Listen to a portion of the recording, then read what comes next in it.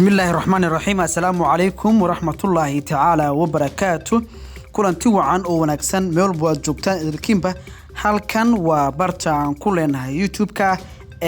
nuxurka wararka ku soo dhawaada qodobada barnaamijkeenan aad ku daawan doontaana waxa ka mid noqonaya maxaa ka jira in agaasimaha hay'adda nabad sugidda iyo sirdoonka qaranka Fahad Yaasiin uu socdaalay gobolka Gedo gaar ahaan Doow heshiiska ay dawladda federaalka ee Soomaaliya la galayso wasiirka amniga ee Jubbaland Janan Muxaa uu yahay sidaayada Jubbaland u aqbalaysan dawladda oo gaadiid xabadu aysan kirin ka dajisay gobolka Gedo arrimihii doorashooyinka ee Soomaaliya halkee ayay marayaan maxaa laga filan karaa heshiiska dawladda iyo sidoo kale wasiir Janan ee la filayo dhawaan in uu ku dhexmaro qayb ka mid ah gobolka Gedo soo dhawaada qodobadaas ayaan mid u faafahin doonaa hadii eeba uu raali ka aado hayeeshee hadii aad nagu cusubtahay waxaan si sharaf iyo karaamo leh kaga dalbanayaa in aad ka mid noqoto asxaabta ku xiran barteena YouTube-ka oo fadlan subscribe noo saar agaasimaha hay'adda nabad sugidda iyo sirdoonka qaranka Soomaaliya Fahad Yaasiin Xaaji Daahir ayaa Arbacada waxa uu ku wajahan yahay magaalada Doolow ee gobolka Gedo sida ay ogaatay warbaahinta kuwaasi oo loo gudbiyay xogta la xiriirta arrinkan sida ay muujinayaan warbixinada agaasima Fahad oo ah mas'uulka ugu saameynta badan maamulka waqtigu uu ka idlaaday ee madaxweyne Maxamed Cabdullaahi Farmaajo ayaa ka qayb galaya munaasabada isu soo dhiibida Cabdirashiid Janan wasiirka amniga ee Jubbaland kaas oo wada hadal la galay filla Soomaaliya wasiir Janan ayaa sida ay xoguhu cadeynayaan waxa uu dalbaday in Fahad uu goobjoog ka noqdo soo wareegitaanka dhanka dawladda maadaama uu yahay shakhsiga saameynta ku leh soo dhiibitaankiisa iyo heshiiskan cusub warbaahintu xogaha ay heshay sidoo kale waxa ka mid ah in uu fahansan yahay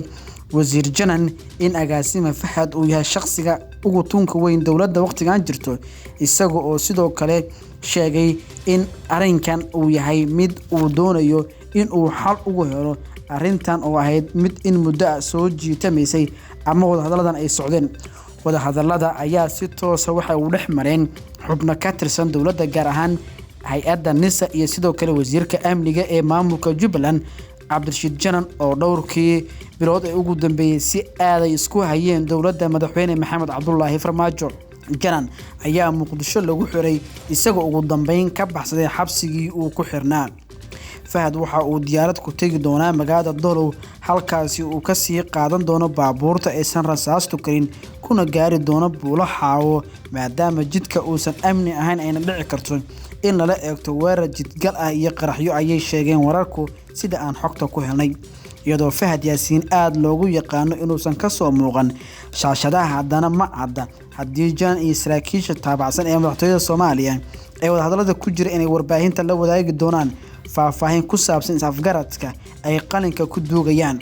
heshiiskan qarsoodiga ah ayay filla Soomaaliya waxay doonaysaa in ay ku soo afjarto dooda qusaysa gobolka Gedo ee ka mid ah caqabadaha hortaagan doorashooyinka madaxtinimada ee baarlamaanka ee dawladda federaalka ee Soomaaliya waxaan la ogeyn qaabka ay Jubbaland uga falcelin doonto talabadan hase yeeshee waxay noqon doontaa mid maamulka Axmed Madoobe laf dhabarka jabisa hadii mar heshiis hoose la galo wasiirka amniga ee maamulka Jubbaland Cabdirashiid Janan oo ah shakhsi si aad saameyn ugu leh gobolka Gedo isla markaana 15 sano ugu dambeysay marba waji ku maamulayay Axmed Madoobe ayaa si aad waxa uu ahaa shakhsiga ula dhacsan siyaasadda iyo sidoo kale tacaamulkiisa la xiriira dawladda ee wasiirka amniga ee Jubbaland Cabdirashiid Janan dhawaan waxa uu isku dayay in uu xoog kula wareego degmooyin ay ka mid yihiin Beled Xaawo halka ay ku sugan yihiin ciidamada ka tirsan dawladda federaalka ee Soomaaliya oo dawladdu ay ku daabushay hashayee dagaalkaasi waxa uu noqday mid uu ku fashilmay maadaama looga gacan sareeyay oo ciidamada dawladdu ay ku guuleysteen inay iska caabiyaan ciidamo xoogan oo ka tirsan Jubbaland iyo jabhad si gaar ah u taageersan wasiirka amniga ayay gacanta ku dhigeen ciidamada dawladda federaalka ee Soomaaliya ee ku sugan gobolkaasi waxaan arrinkan ay daawac siyaasadeed oo xoogan ku noqotay maamulka hogaamiye Axmed Madoobe oo ujeedkoodu uu ahaa in ay la wareegaan degmooyinka ay ka mid tahay Beled Xaawo si markaasi ay kaga saaraan ciidamada dawladda federaalka ee Soomaaliya ay ku daabushay lama oga arrinkan sida uu noqon doono iyo sidoo kale xalka kama dambaysta ah ee laga gaari doono geesta kale dowladdu dhowrkii maalin ugu dambeysay waxaa halkaa kusii daabuleysay ciidan xoogan oo ka tirsan dowladda federaalk ee Soomaaliya si goboladaasi ula sii wareegto diyaarad qaas ah ayaa magaalada Doolow ee gobolka Gedo waxay ka dejisay gaadiidka nooca aysan rasaastu garin ee loo yaqaan bulletproofka sida ay wararku sheegayaan dowladda federaalk ee Soomaaliya oo muddo-xileedkeeda dastuuriga uu idlaaday ayaa Doolow ku daabushay gaadiidkaasi macada sababta dhabta ah ee halkaasi loogu daadguriyay gaadiidkan mas'uuliyiinta labada dhinac wali faahfaahin rasmi ah kama aysan bixin talabadan balse waxay timid xilli warar soo baxay gelinkii hore ee maanta ay sheegayeen in wada hadallo u socdo dowladda federaalk ee Soomaaliya iyo wasiirka amniga ee maamulka Jubbaland jaan oo u warmay laanta af Soomaaliga ee BBC-da ayaa daaha ka rogay in wada xaajoodku uu socon doono balse waxa uu beeniyay inay gaareen is-afgarad kama dambays ah ila wareed ku dhow labada dhinac ayaa warbaahinta u xaqiijiyay in wada hadallada ay marayaan heer gabagaba ah ayna dowladda madaxweyne Maxamed Cabdullaahi Farmaajo wakiil ka yihiin saraakiil sarsare oo ka tirsan dowladda Jubbaland iyo dowladda federaalk ee Soomaaliya ayaa isku haya gacan ku haynta gobolka Gedo waxaana arrinkaasi ay xudun u tahay khilaafka ka taagan arrimaha doorashooyinka ee Soomaaliya taas oo ilaa hadda la sheegay in uu ka tanasuli laayahay madaxweyne Maxamed Cabdullaahi Farmaajo maadaama si aad ah ay isku hayaan madaxweynaha maamulka Jubbaland Axmed Madoobe oo qudhiiso si gaar ah u daneynayo arrinta gobolka Gedo ee dowladda federaalk ee Soomaaliya arrintan ayaa ah qodobka ugu weyn ee hadda doorashada Soomaaliya hakad ugu jirto lama oga arrintan sida xalka loogu heli doono hasi yeeshee madaxweynaha maamulka Jubbaland Axmed Madoobe oo dhawaan warbaahinta la hadla waxa uu sheegay in marnaba uusan ka tanaasuleynin arrinka la xiriirta gobolka Gedo haddii kale uu dalbanayo in doorashooyinka laga dhigo hal magaalo oo laga dayo labada magaalo sidoo kale madaxweyne Maxamed Cabdullaahi Farmaajo ayaa qudhiisa la soo warinaya in uusan ogolaan waqtigan in uu ka tanaasulo arrinta la xiriirta gobolka Gedo gaar ahaan kuraasta xildhibaanada baarlamaanka dowladda federaalk ee Soomaaliya oo ah ilaa iyo 16 kursi oo gobolkaasi taalaan geesta kale ee qiyaaray haddii aynu eegno arrimaha la xiriira shirarka Muqdisho ka dhacaya iyo arrimaha doorashooyinka beesha caalamka waxa ay dadaal xoogan wali ku bixinaysaa sidii xalka ma dambays ah ay kaga heli lahayd arrimaha doorashooyinka ee Soomaaliya kuwaas oo ahaa dhowrkii bilood ee ugu dambeeyay kuwa soo jiitamayay oo marba meel marayay madaxweynaha dowladda federaalk ee Soomaaliya Maxamed Cabdullaahi Farmaajo iyo madaxda maamulada ayaa isku haya arrinkan beesha caalamkuna waxay soo saaraysaa hanjabaad isdaba joog ah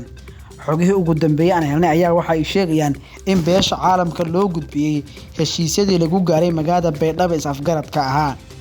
16 Febraayo waxaa magaalada Baydhabo heshiis ku saabsan khilaafka doorashooyinka dalka ku gaaray guddiyo farsamo oo ka kala socday dowladda federaalk ee Soomaaliya dowladaha xubnaha ka ah kuwaas oo soo jeediyay qodobo xal u noqon kara ismarwaaga siyaasadeed ee dalka heshiiskaasi ayaana marnaba la shaacin waxaana guddigu ay sheegeen inay gudbinayaan madaxda dowladda federaalk ee Soomaaliya marka ay saxiixaan si kastaba madaxda ayaa marnaba ka kulmin arrinkan waxaana la sii kala fogaaday markii madaxweynaha muddo-xileedkiisa uu dhamaaday madaxweyne Maxamed Cabdullaahi Farmaajo awood u adeegsaday musharaxiinta mucaaradka xilli ay damacsanaayeen in banaanbax ay dhigaan warbaahinta ayaa heshay heshiiskii Baydhabo kaas oo ahaa mid isku soo dhawaanshiya oo dowladda iyo sidoo kale mucaaradku ay gaareen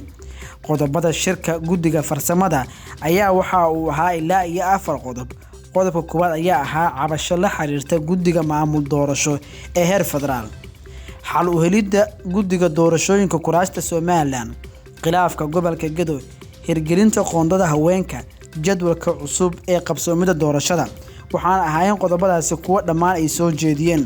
doorashooyinka ayaa waxaa la sheegay guddiga in laga soo calaameyn doono inta la diidan yahay sidoo kale Soomaaliland ayaa waxaa lagu cadeeyay heshiiska in looga dambeynayo Cabdi Xaashi Cabdullaahi iyo xubnaha uu soo xulo